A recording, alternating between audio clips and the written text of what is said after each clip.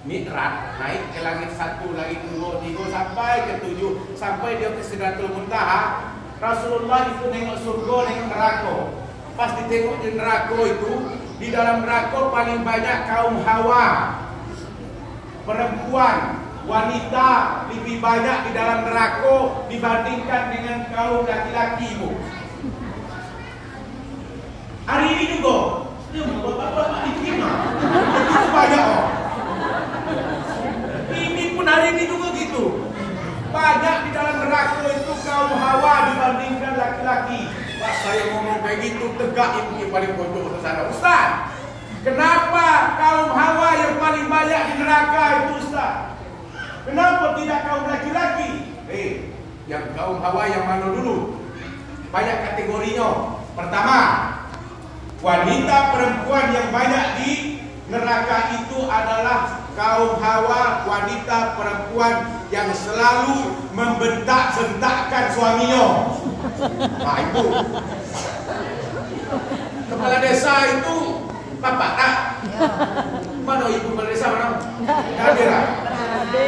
Pak kepala desa itu kalau di depan kita beraninya dia. Wah, ini saya ini katanya tiba di rumah dia. Sama ibu. Sama baik dengan Berti juga itu. Di sini union sama warga, semua masyarakat RT besok potong royong ya. Apa-apa, ibu-ibu buat kali ini tiba di rumah kata ke ibu RT, istri ketua RT. Dado. Sudah diam bapak itu. Dibentaknya sama istrinya. Kalau itu yang ibu lakukan, neraka itu. Orang yang selalu membentak-bentakkan suaminya itu masuk neraka. Termasuk BPD. Kalau itu BPD, jangan tergitu. Suami juga dibentak juga. Tanggung jawab pembangunan Sungai Bertam ini BPD. Itu yang pertama.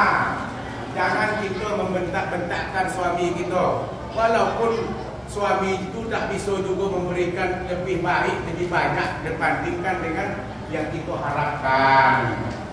Itu yang pertama. Orang yang dimasukkan ke dalam neraka adalah orang yang sering memarah-marahkan suaminya. Sekarang banyak, Bu, bukan kekerasan KDRT, ibu-ibu yang keras kepada suaminya. Tengok di TikTok, Bu. TikTok itu bapak itu pegang anaknya itu duduk di kursi, duduk di sini. Dia menjaga anaknya ini. Datang si istrinya itu dipegang di rambut suaminya, ditarik di depan. Duduk lagi, diterjang sampai belakang. Ini bapak ini pendiam baik ya. Kekerasan terhadap kaum bapak-bapak. Ibu RT itu, ibu RT. Ibu apa tadi itu? Banyak juga ibu-ibu yang beri kelas. Ibu sering buka TikTok tak? Tak ya? Wajar lah. Itu yang pertama. Yang kedua, siapakah kaum Hawa, wanita perempuan yang dimasukkan ke dalam neraka? Orang yang selalu memberikan beban yang berat kepada suaminya, Bu. Dan jelas suami kita itu PNS golongan 2 C, D, E apa? A. Gaji pas-pasan, pinjam 3 kali, sisanya itu lah untuk kebutuhan. Ibu minta pula 50 juta setiap bulan. Jelas penghasilan tinggal 2 juta. Ibu nak harapkan 5 juta. Tahu tak ibu suami itu waktu dia sholat itu, Bu? Dia sholat itu, setelah dia sholat dia berdoa, Rabbana la tu'akhidna in nasina aw akhtana. Rabbana wa la tahmil alaina isran kama hamaltahu 'alal ladzina min qablina. Rabbana wa la tuhammilna ma la taqata lana nabi. Ya Allah, jangan Engkau hukumkan kami jika kami banyak salah dan lupa ya Allah. Kata suami berdoa, ya Allah, jangan Engkau berikan beban kepada kami sebagaimana Engkau telah memberikan beban kepada orang-orang sebelum kami. Ya Allah, jangan Engkau pikulkan kepada kami apa yang tak sanggup kami pikulkan ya Allah. Berdoa setiap solat, berdoa itu Rabbana la doanya. Datang istrinya, duit mana? Terbebani istri ni, suami ni. Orang minta tolong jangan memberikan beban yang berat kepada Allah, memohon. Istrinya kasih beban yang berat, tambah stres.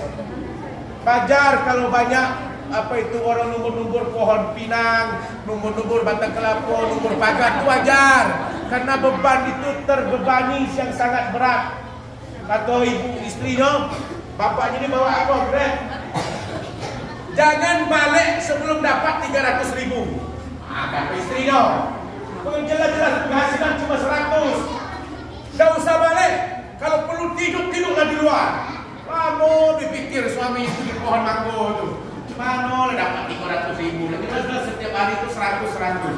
Tidak boleh balik, ketuk pintu, tidak boleh. Saking berkuasanya istrinya itu di rumah. Masuk ke dalam neraka. Wahai istri, kalau memberikan beban yang berat kepada suaminya. Yang ketiga, istri yang seperti apa yang dimasukkan oleh Allah ke dalam neraka? Istri yang berpakaian belum selesai, membuka aurat.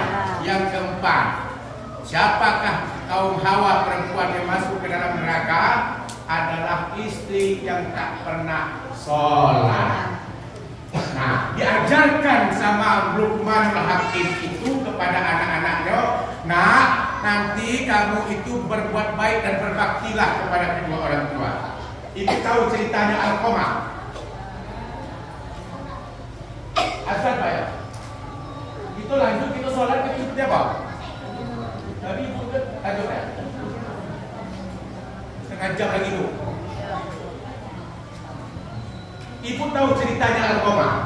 Alqamah itu anak yang paling rajin dan berbuat baik dan berbakti kepada ibunya. Waktu dia masih remaja, dia rajin sholat, dia rajin berpuasa, dia rajin beribadah, dia rajin bersedekah, dia rajin apa. Waktu dia masih bujangan, baik sama maknya. Di suatu ketika Alqamah itu sudah punya istri yang ia cintai dan dikaruniakan seorang anak. Alqamah ini lupa bahwa dia itu punya mak rupanya. Masih ada ibunya yang sudah tua renta, tinggal di suatu kampung yang sangat jauh. Waktu itu Alqamah sudah berkeluarga. Setelah dia sudah berkeluarga, rupanya Alqamah ini sakit parah. Sakit parah yang dikatakan menghadapi sakratul maut. Sakratul maut itu sakit, Bu. Ibu pernah sakratul maut? Takut di tenggorokan kalau kita itu mati dalam menghadapi sakratul maut, Bu. Tak bisa mengucap apa kata istrinya itu, suamiku, aku bimbingkan, ikuti kata-kata saya wahai suamiku. La ilaha illallah. Apa kata suaminya? Takut di tenggorokan, sakit, Bu. Waktu kita menghadapi sakratul maut. Mungkin ibu pernah juga membimbing dan menengok orang-orang dalam menghadapi sakratul maut itu. Susah mengucap, tak mau mati-mati gitu. Saking sakitnya di tenggorokan itu. Makanya kita berdoa, Allahumma hawwin alaina fi sakratul maut. Ya Allah, lancarkan, mudahkanlah dalam menghadapi sakratul maut ya Allah. Jangan lagi saya kayak Alqamah ini ya Allah. Akhirnya apa? Istri Alqamah itu bertemu dan menghadap kepada Rasulullah. Ya Rasulullah, suamiku Alqamah itu di rumah saat ini dalam menghadapi sakratul maut. Sakit yang sangat parah. Dan saya bimbingkan Alqamah tak bisa mengucapkan kalimat la ilaha illallah. Apa kata Rasulullah? Bilal bin Rabah, Amar, Suhaib berangkat ke rumah Alqamah. Lakinu talkinkan, bimbingkan Alqamah untuk mengucapkan kalimat la ilaha illallah Muhammadur Rasulullah. Berangkatlah Bilal sahabat tadi itu, ditengoknya Alqamah itu terbaring di rumah. Setelah itu Bilal bin Rabah katakan, wahai Alqamah, la ilaha illallah, asyhadu an la ilaha illallah, wa asyhadu anna Muhammadan. Tak mau juga. Berbalik itu Bilal bin Rabah Amal Suhaib itu berbalik bertemu sama Rasulullah. Ya Rasulullah, kami sudah menjalankan perintahmu, sudah kami bimbingkan Alqamah, tetap tak bisa mengucapkan kalimat la ilaha illallah. Jadi apa solusi kata Rasulullah? Wahai Bilal bin Rabah Amal Suhaib, nak tanya, kira-kira mamaknya ini masih hidup apa tidak? Kata sahabat, masih. Wahai Rasulullah, mamaknya tua renta tinggal di suatu kampung yang sangat jauh, masih hidup saat ini. Panggilkan bab ibunya itu tinggal di kampung yang sangat jauh, suruh bertemu dan menghadap kepada aku, kata Rasulullah. Berangkatlah sahabat itu panggil mamaknya itu tinggal di kampung yang jauh itu. Di mana? Di Sungai Bertang sana. Datang Rasulullah, datang ibunya Alqamah itu menemui Rasulullah. Ya Rasulullah, ada apa? Ada gerangan apa engkau panggilkan aku ya Rasulullah? Apa kata Rasulullah? Wahai ibunya Alqamah, apa benar engkau ibunya Alqamah? Benar ya Rasulullah. Tahukah engkau bahwa Alqamah itu dalam keadaan terbaring sakit yang sangat parah dalam menghadapi sakratul maut? Tahu ya Rasulullah. Apa masalahnya ya Rasulullah? Ya Rasulullah. Kata Rasulullah, katakan wahai ibunya Alqamah, sebenarnya apa ada apa dengan Alqamah? Lalu ibunya Alqamah itu katakan, ya Rasulullah, Alqamah itu anakku yang paling rajin. Waktu dia sebelum menikah, dia taat kepadaku, dia rajin membantuku, dia taat beribadah, dia rajin bersedekah. Tapi setelah dia menikah dengan seorang wanita yang dia cintai, dia telah dikaruniakan oleh Allah satu orang anak. Dia tak pernah datang ke rumahku, dia tak pernah video call dengan aku, dia tak pernah telepon dengan aku, dia tak pernah berkunjung kepadaku, apalagi membantukan duit untuk orang tua. Itulah penyebab Alqamah itu tak bisa mengucapkan kalimat la ilaha illallah Muhammadur Rasulullah. Setelah itu dikatakan Rasulullah kepada ibunya Alqamah, wahai ibunya Alqamah, jikalau saat ini Alqamah terbaring saat ini, kira-kira maukah engkau memaafkan anakmu yang dalam keadaan sakratul maut? Diam ibunya Alqamah. Ditanya lagi sekali lagi, wahai ibunya Alqamah, kira-kira maukah engkau memaafkan anakmu yang terbaring dalam sakratul maut? Baru ibunya menjawab, ya Rasulullah, anakku itu walaupun dia salah ya Rasulullah. Belum juga mau Alqamah itu, ibunya Alqamah itu menjawabkan pertanyaan Rasulullah. Mau tidak memaafkan anaknya yang pernah salah tadi. Baik, kata Rasulullah, wahai ibu Alqamah, para sahabat kumpulkan semua kayu-kayu bakar itu. Bakarkan semua kayu-kayu, besarkan apinya, panggilkan Alqamah, taruh di atas di atas kayu, bakarkan hidup-hidup Alqamah di hadapan ibunya yang sedang melihat di hadapan kita semuanya. Perintah Rasulullah untuk membakarkan Alqamah yang tak mau mati-mati tadi, suruh bakar di depan ibunya. Setelah Rasulullah perintahkan itu, baru ibunya Alqamah katakan, ya Rasulullah, jangan engkau bakar anakku yang dalam keadaan sakratul maut. Saya akan memaafkan kesalahan dan kekurangan dan kealpaan anakku. Saya akan memohon kepada Allah untuk menerima semua taubat-taubat apa yang dia kerjakan. Saya akan maafkan semua kesalahan-kesalahan anakku supaya dia bisa melewati itu sakratul maut. Betulkah engkau memaafkan anakku yang dalam sakratul maut itu Rasulullah? Kata Rasulullah, betul ya Rasulullah, kata ibunya Alqamah. Baik, Bilal bin Rabah berangkat ke rumah Alqamah, lakinu dan talkinkan, bimbingkan Alqamah, karena ibunya sudah memaafkan anaknya. Setelah Bilal bin Rabah itu diampuni oleh dimaafkan oleh ibunya tadi, mudah saja Alqamah itu mengucapkan kalimat la ilaha illallah Muhammadur Rasulullah.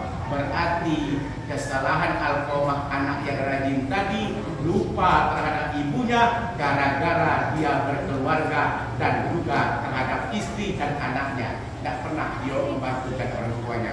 Kalau ibu kita masih ada sampai saat ini, berbuat baik dan berbaktilah kepada kedua orang tuanya. Kalau ibu kita sudah tak ada lagi, maka kirimkan Al-Fatihah untuknya. Semoga dia diberikan kelapangan di alam kubur, diterima segala amal ibadahnya, diampuni segala dosa-dosanya. Itulah tanda Luqmanul Hakim memberikan suatu peringatan pendidikan kepada anaknya supaya bisa mengajarkan, yaitu nilai pendidikan dalam rumah tangga. Yang terakhir itu adalah sesuai dengan bulan kita ini, bulan Zulhijjah, yang dikatakan dalam Al-Quran, inna iddatash syuhuri indallahi isna asyara syahran fi kitabillahi yawma khalaqas samawati wal arda minha arba'atun hurum dzalika dinul qayyim. Sesungguhnya bilangan itu dalam satu tahun itu ada 12 bulan. Di saat Allah menciptakan langit dan bumi ini, ada di dalamnya 4 bulan haram. Yang pertama itu Zulqaidah, Zulhijjah, Muharram, dan Rajab. Berturut-turut itu Zulhijjah hampir habis, nak masuk Muharram. Kata pengurus dari PKMT tadi, wahai, sebentar lagi kita akan Muharram. Jangan lupa di bulan Muharram itu kita akan menyantuni anak yatim. Serahkan nama-nama anak yatim.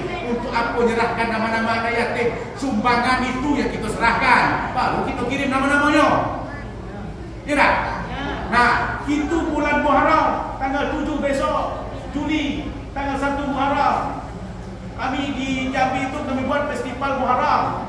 Lomba qasidah modern, lomba hadrah, lomba kompangan, lomba Asmaul Husna. Tambah lagi festival anak soleh Indonesia, tambah tabligh akbar terakhir. Laksanakan juga di komplek tempat kita RT ini juga bisa seperti itu.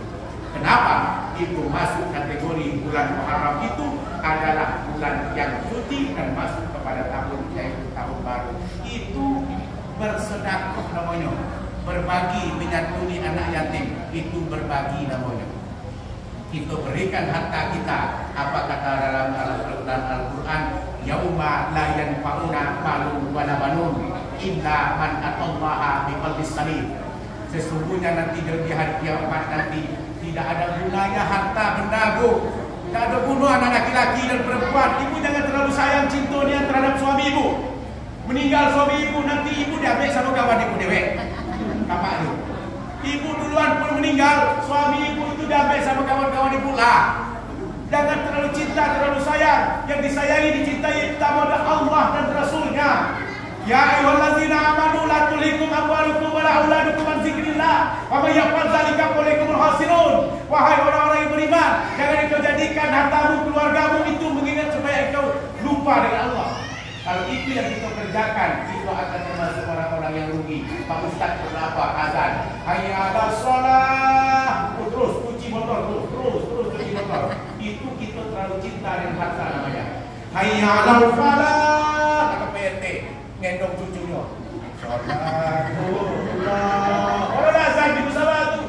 Salatullah ala Tuhan. Betul Ibu. Kalau menidurkan anak itu dengan solawat, betul. Salatullah, insya Allah tertidur anak itu. Tapi kalau ibu tidurkan anak, apa ketoyim, kapan abang kan pulang? Anaknya kenapa? Tak sejuk di hati. Kalau ibu berselawat, salatul, anak tertidur, suami ibu pun tertidur. Mendengarkan selawat suara yang indah dan berseri tadi. Tapi kita sibuk, terlalu sayang, terlalu cinta terhadap anak. Makanya jangan terlalu niang. Karena kita siko-siko diambil juga sama Allah. Tidak ada yang bisa ketemu nanti itu. Semua akan diambil. Entah suami duluan, entah istri duluan, entah ibu duluan, entah saya yang duluan, entah saya yang akhir, entah ibu yang duluan. Ada yang duluan gitu. Kenapa? Janji Allah itu pasti. Tidak ada yang pasti. Kullu nafsin za'iqatul maut, pasti. Nah, apa? Harta. Tidak ada guna harta. Malu kasat sedekah timbali. Takkan pernah habis harta kita gara-gara kita membantu anak yatim tadi. Ibu nyumbang 100.000, tak dapat 1 juta. Siapa yang nyumbang tadi? Pengurus Pak Kades, pengurus PKMT RT. Berapa? Oh, yang pertama yang diserahkan Pak Kades. Pak Kades itu kasih bantuan berapa? 500. 500. Mana tahu dengan 500 dia dapat 5 juta setelah ini. Kenapa? Janji Allah. Waktu Rasulullah itu ibu, Rasulullah dengan Aisyah radhiyallahu anha, dia lagi asik di rumah itu, lagi ngobrol dengan istrinya Aisyah. Pas dah lama Rasulullah ngobrol, datang pengemis ketuk pintu rumahnya Rasulullah. Assalamualaikum ya Rasulullah. Waalaikumsalam. Ya Rasulullah, saya ini pengemis, sudah 3 hari tak makan. Kira-kira di rumah ada tak makanan ya Rasulullah? Kata Rasulullah, wahai istriku Aisyah, cuba tengok ada tak makanan? Ya Rasulullah, tak ada makanan ya Rasulullah. Ada tak minuman? Tak ada juga minuman ya Rasulullah. Rupanya Rasulullah pun tak punya banyak makanan dan minuman di rumah. Jadi apa yang akan kita berikan pengemis di pintu tadi? Kata Rasulullah, wahai Aisyah istriku, coba awak tengok dalam lemari itu ada tak kira-kira baju pakaian itu yang baik dan bersih, berikan kepada pengemis itu. Pas saya tengok itu dalam lemari itu, tunggu lemari istri saya, baju istri saya kalau dalam itu. Lemari 3 pintu, lemari 3 pintu, pakaian istri saya kalau isinya. Mana tempat lemari pakaian saya? Mana? Itu pengajian, nak ke undangan, pakai merah, jilbab merah, baju merah, tas merah, sepatu merah, pergi ke undangan. Bapak itu pakai baju batik, saya pakai peci hitam, saya sadar saya telah. Saya telah ke masjid, itu juga ke undangan, itu juga semua ke pasar, itu juga saya telah. Mana yang banyak punya baju, punya peci, pada jilbab? Ibu jilbab pink ada, hitam ada, putih ada, kelabu ada, pink apa kuning ada semuanya. Nak kematian, hitam kalau hitam di atas, ini baju hitam semuanya, ini pun hitam, sepatu pun sandal hitam. Nak pengajian ini, ada lagi baju putih, serendang ini BKMT namanya, ada tas BKMT pun namanya, BKMT Sungai Bertam. Lengkap, apa salung seko. Ini dulu, katanya, ibu perhatikan bapak-bapak itu tu, tak sebanyak yang kita punya bu. Dompet sekok itulah isinya.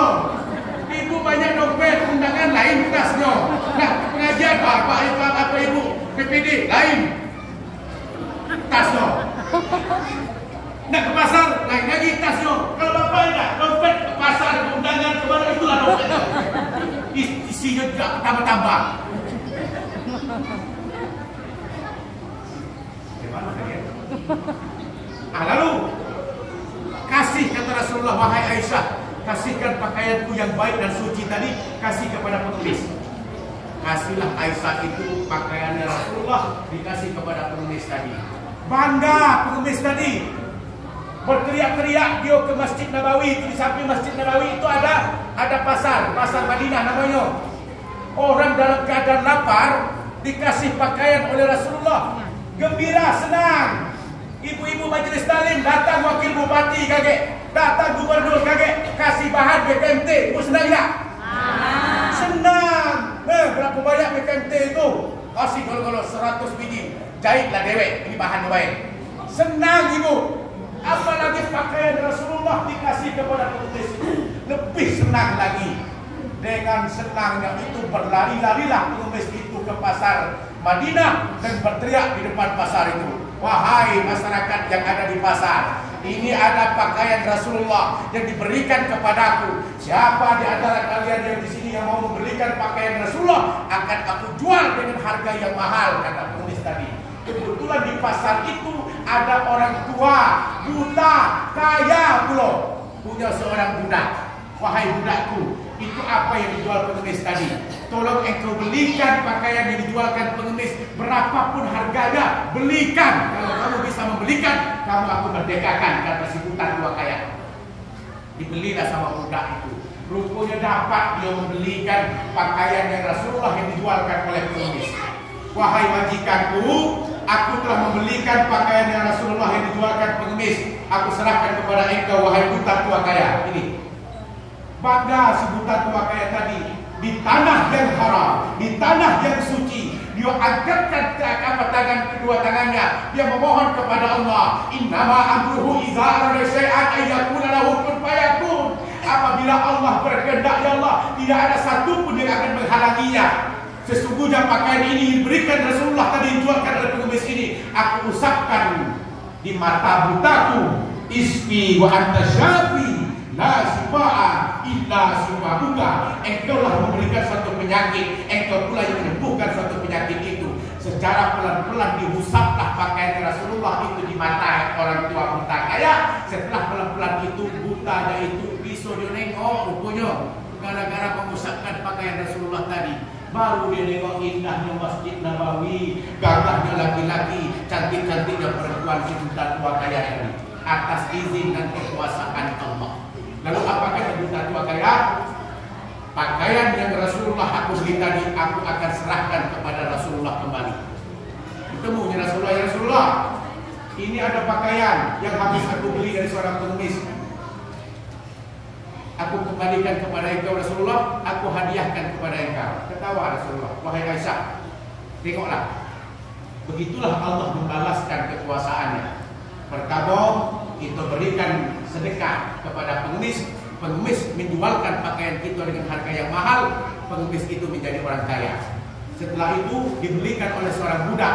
Budak dimerdekakan oleh orang tua buta kaya. Orang tua buta kaya tadi setelah dia berdoa di tanah haram, di tanah suci, dia usapkan pakaian itu ke matanya. Buta itu dia bisa melihat, diberikan oleh Allah kesembuhan butanya itu. Semuanya itu atas izin Allah. Dan setelah itu pakaian ini berbalik pula kepada kita, wahai Aisyah. Pakaian yang ia sedekahkan berbalik pula kepada Rasulullah. Itulah janji Allah dalam Al-Quran.